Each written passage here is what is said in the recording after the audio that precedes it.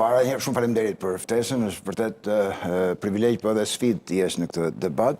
Më duhet them pysh në kryet herës që më duhet jem shumë i kujdesshëm, sepse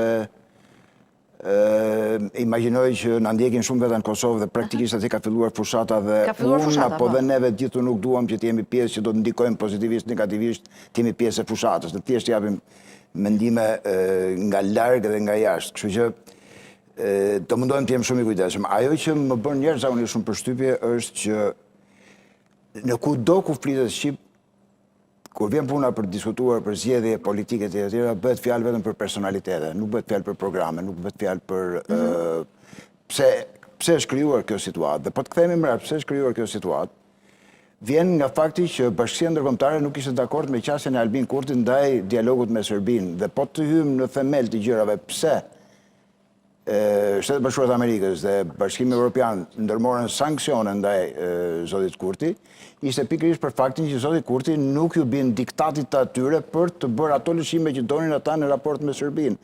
Dhe në vlerësimin tim kam përshtypjen që koha ka vërtetuar ekzigjencën e zotit Kurti në raportet me Serbinë, sepse nga Serbia nuk ka absolutisht asnjë lloj shenje që mund të ketë një zbutje apo një konstruktivitet në raportet e Serbisë me Kosovën. Nisur sidomos nga çfarë ndodhi mbas marrëveshjes së Ohrit midis Kosovës dhe Serbisë. Kështu që po të vim tek akti final. Pse midis këtyre dy personaliteteve sot ka një gjendje të tillë të ngrirë politike armiqësore gati, po të shikojmë çfarë shkëmbejnë me njëri tjetrin? Është thjesht që Albin Kurti ka qasje tjetër ndaj Bashkisë Ndërkombëtare, zonja Osmani, ish presidente, ka një qasje tjetër. Për të mos thënë pastaj që ka shumë të dhëna që kur ka qenë në Shtetet Bashkuara të Amerikës, ka marrë pjesë në disa aktivitete të cilat kanë qenë me një prapasken të drejtuara kundër kryeministit të Kosovës.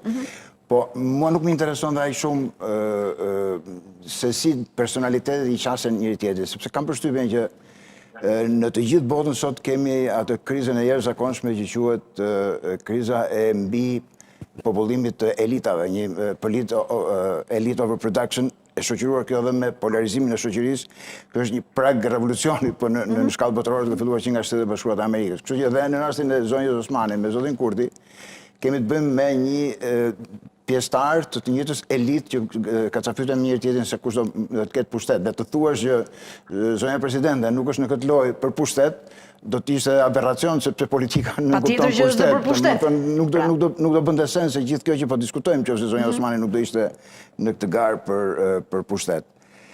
Dhe do e mbyll me këtë të fundit, kam përshtypjen që populli kosovar, nuk e di, populli Kosovë ose shqiptarët e Kosovës, nuk e di si mund t'i thotë, votuesi i Kosovës, nuk është se tregojnë në një ndjeshmëri të jashtëzakonshme ndaj sanksioneve që Bashkia Ndërkombëtare kishte ndërmarrë ndaj zotit Kurti, po shikojmë në zgjedhjet e fundit.